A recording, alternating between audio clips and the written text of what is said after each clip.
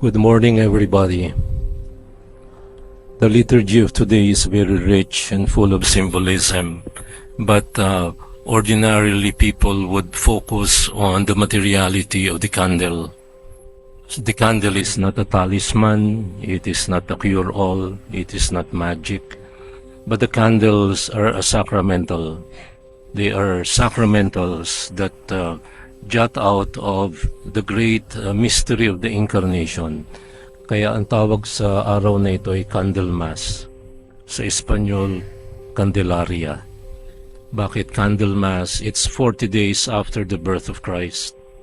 And according to the law of Israel, the firstborn son needed to be offered back to God. The firstborn male always belonged to God, and therefore he had to be presented. Kaya ito ang piyesta ng presentasyon. Yan ang ibig sabihin ng presentasyon. Pero yan ang unang bahagi, yan ang unang kahulugan ng araw na ito.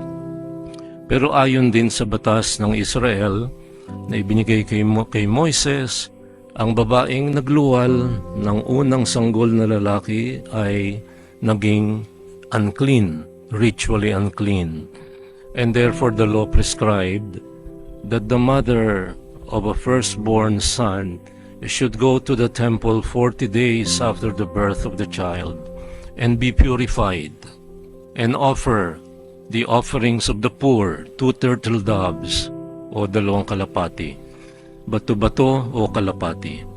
At yan ang ginawa ng Panginoon, ng mahal na birhen at ng kanyang umakong ama na si San Jose.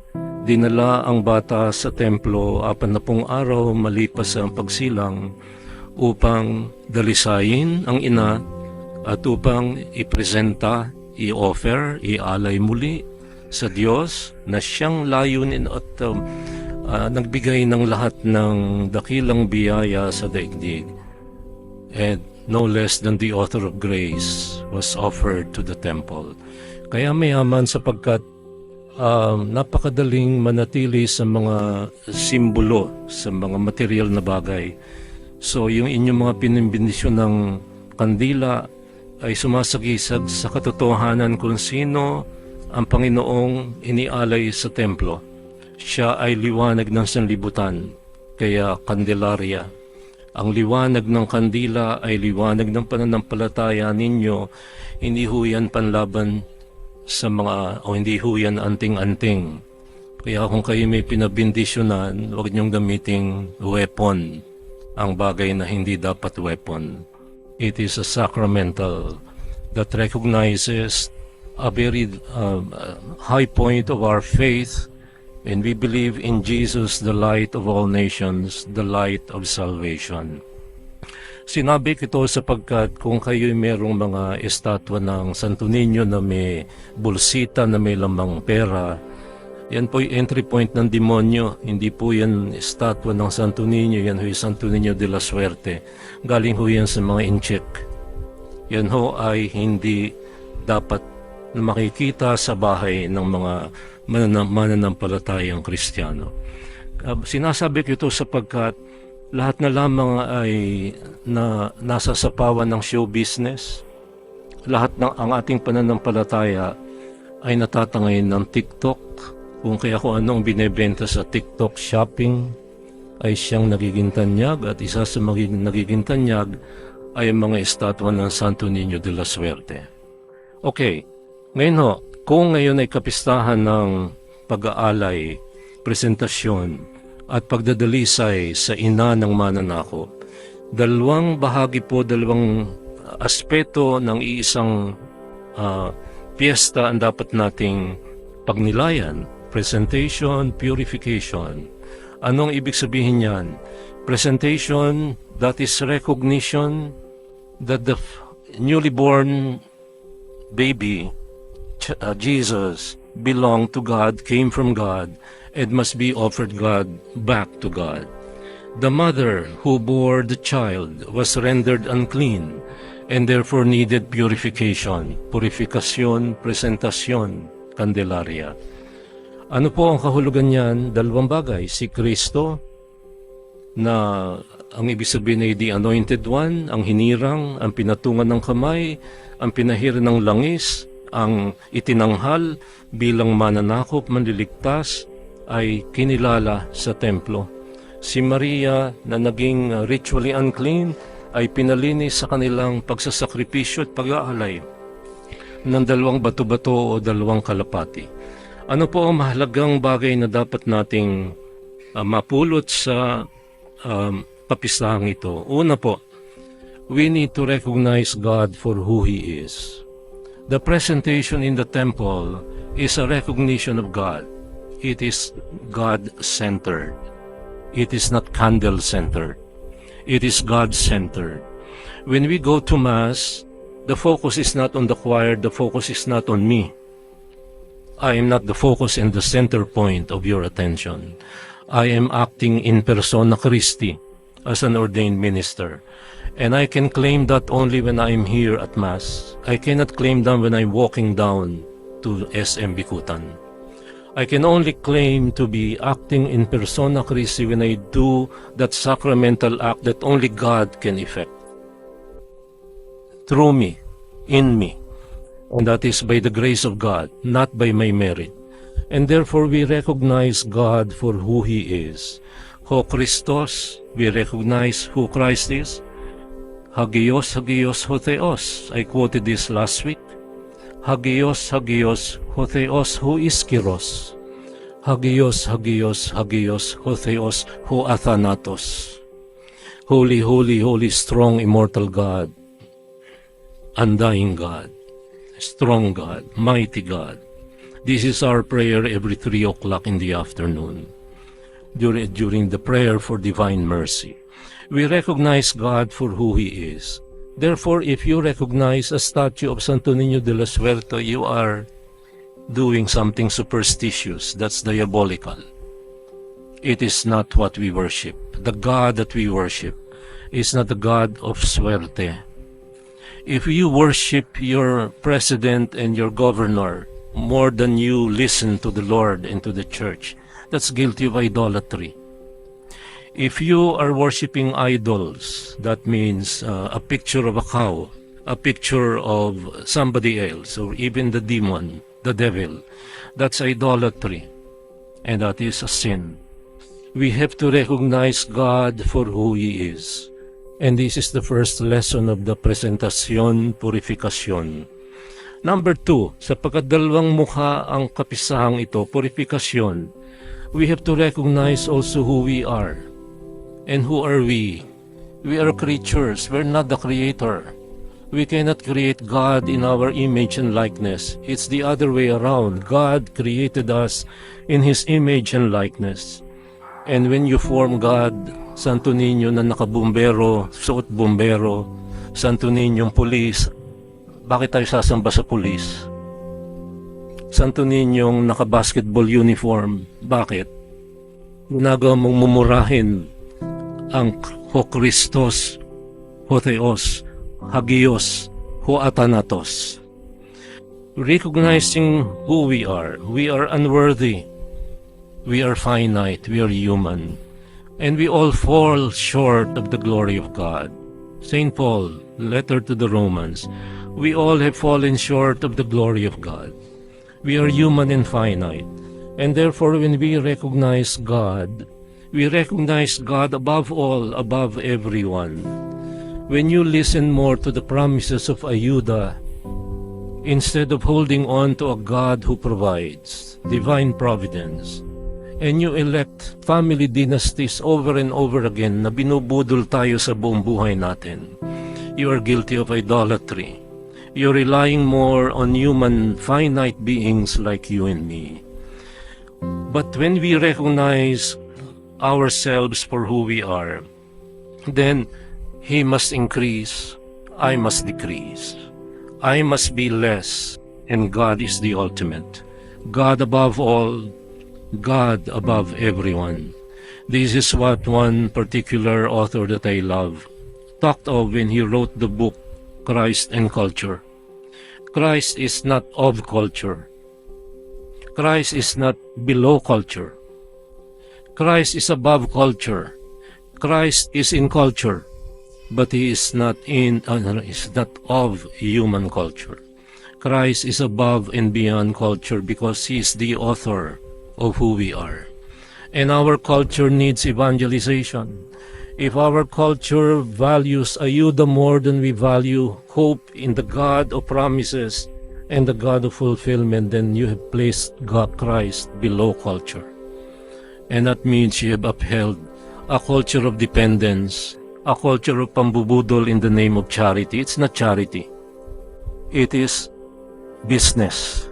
It is an investment because it is electioneering. Ang dami ng mga kandidato may palusot sa Pilipinas, ang batas sa lahat may butas. Pa sinabing wala pang campaign, wala namang nakasulat daw na vote for me. Wala. So it's not electioneering, and yet yung pagmumukha nila ay nandyan sa buong Pilipinas. I just came from Cebu and Southern Leyte yesterday, and I saw the pictures of all these would-be senatoriables all over the place. And they spend $1 billion, more than $1 billion, hundreds of millions sa pagmumukha nilang nakakalat sa buong Pilipinas. They are more famous than Jesus Christ, as the Beatles said in 1965. If we recognize who God is above all and above culture and above everyone, above Trump and above Putin and Xi Jinping and Kim Jong-un, then we must recognize who we are also. And this is the whole tonality of the pastoral letter of the bishops in the country. The bishops in the Philippines who wrote, "May pag-asa pa ba?" I cry, I shed tears reading this letter. Ang tanong natin ay tanong din nila, may pag-asa pa ba sa Pilipinas? And yet, I am a preacher of hope. I will lose my right and privilege and duty to say Mass together with you, for you, and in the name of the Lord, acting in persona Christi on behalf and in the person of Christ, if I don't end up giving you the good news of hope. And this is the answer of the bishops. Yes, there are sparks of hope. I must admit that your coming for Mass is a spark of hope. Why? Since 2020, the absolute number of those going to Mass has diminished precipitously. And every year from 2020, 1% disappear. And many of them, including digital natives and millennials, they attend Mass in their iPads, in their cell phones. And they choose Zoom to attend Mass, which means Quiapo, Manila Cathedral, their favorite priest, or somewhere else, or they don't attend the Mass, they watch the replays. And the replay is not a Mass. The Mass is alive. The Mass is what we do together, in vivo, in real time, and in the holy place set for worship. So may pag-asa pa ba? Yes, for as long as you are here. You are a spark of hope. And when we see the sparks of hope from people who care for the country, people who do not accept the impending reality, the national grid is held by China.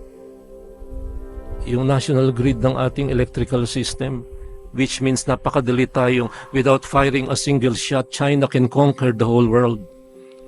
And that is what they do in 6 Southeast Asian countries without firing a single shot. America defines warfare as exploding bombs. China, no, conquering them by paying the police officer, paying the Department of Immigration, paying the candidates, paying the senators, how they change their minds repeatedly because of the highest bidder. And only China can give that amount of money, that kind of money. May pag-asa pa ba? Yes, you are here. You are a spark of hope. And therefore, when we recognize who we are, sinful people, easily swayed by money and false narratives and fake news, we are not to be overcome by fear and despair. If we see and recognize the sparks of hope, then this gives us courage and freedom. And When we recognize God, His will, His call, then we get rid of those statues that are diabolical. Santo Niño de la Suerte, Santo Niñong Bombero, Santo Niñong Police.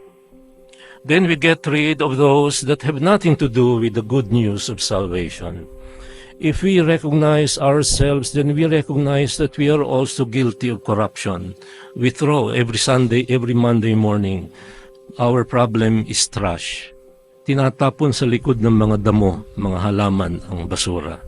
Meron pa nagdadala ng basurang galing sa bahay. Diyan nilalagay sa mga basurahan namin.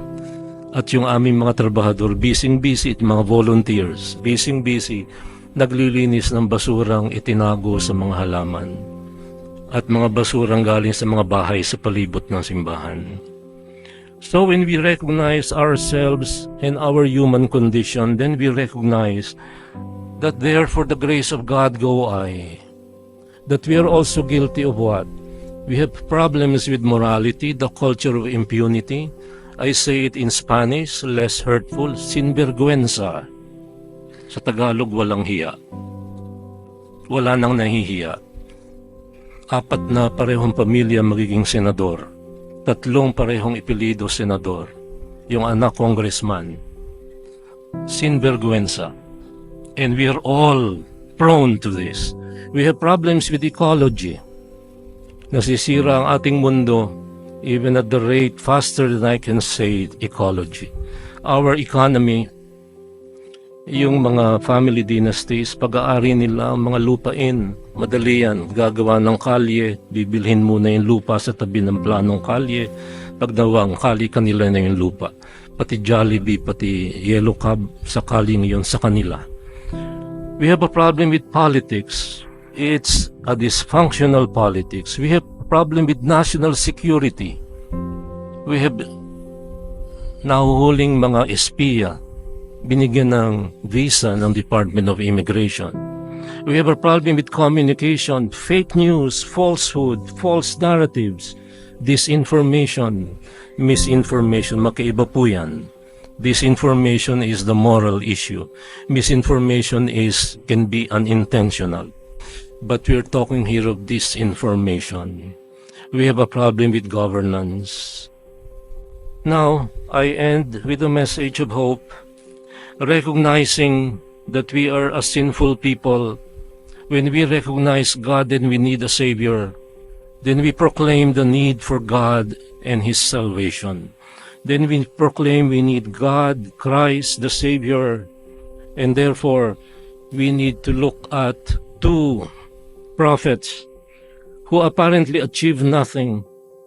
Sa Pilipinas, hindi pinapansin ng mga thunders, tawag ni Chloe dyan, boomers, toxic. Ang ating salitang Tagalog ay rasista, matandang hukluban. I don't know what that means, but it's hurtful. Paano kakansalahin ng mga thunders? Amoy lupa ka na, tanda. So kanselado tayo ng mga digital natives. Amoy lupa na tayong lahat. This is cancel culture. But there were 2 people who apparently achieved nothing, si Simeon at si Anna. Wala silang masasabing record of achievements. They just waited and waited until they saw the light of all nations. And when they did, Simeon said, "Now, Lord, you may dismiss me now. Let me now go in peace."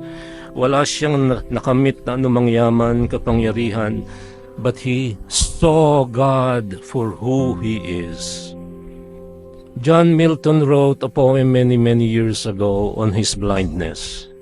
People look at mga bulag, pipi at bingi, walang silbi. Ang mga thunders, toxic, walang silbi, amoy lupa na. Ang daling kansalahin ng mga taong walang kapangyarihan, walang pera, walang posisyon. Lahat nakukulapumpong sa namimigay ng ayuda, kaya palaki ng palaki ang ayuda. Binubudol kayo ng ayuda. Kung kaya tanyag ang mga namimigay ng ayuda at mananalo pa, kahit may kaso na natalo dahilan sa technicality, pero masamang tao, mananalo pa. Si Simeon, wala siyang posisyon, walang poder, walang kapangyarihan, walang PhD, walang nakamit, and yet he recognized God for who and what He is. And Anna, proclaimed. And this is our duty. From the lessons that Simeon and Anna showed us, recognition, acclamation, proclamation, action. Let us recognize who we are, sinful. Let us recognize God, Savior. Let us acclaim Him for what it is. Worship Him in spirit and in truth. Let us proclaim His teaching for all generations. But let us go into action mode at huwag magpabudol sa nagbibigay ng ayuda.